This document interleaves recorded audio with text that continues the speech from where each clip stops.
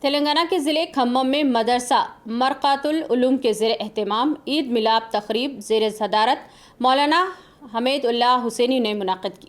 اس موقع پر مولانا نے اپنے صدارتی خطاب میں حاضرین جلسے کو عید کی پرخلوص مبارکباد پیش کی اور کہا کہ رمضان قرآن کا مہینہ ہے، قرآن مسجد اللہ کی کتاب ہے، یہ ساری انسانیت کے لیے ہدایت ہے۔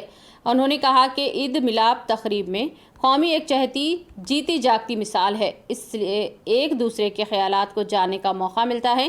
اس تقریب میں مہمان خصوصی کی حیثیت سے KN کوٹی نے شرکت کی۔ انہوں نے خطاب کرتے ہوئے کہا کہ عید کی مبارکباد پیش کی اور مدرسے کی خدمات کا اعتراف کرتے ہوئے اظہار خوشنودی کیا۔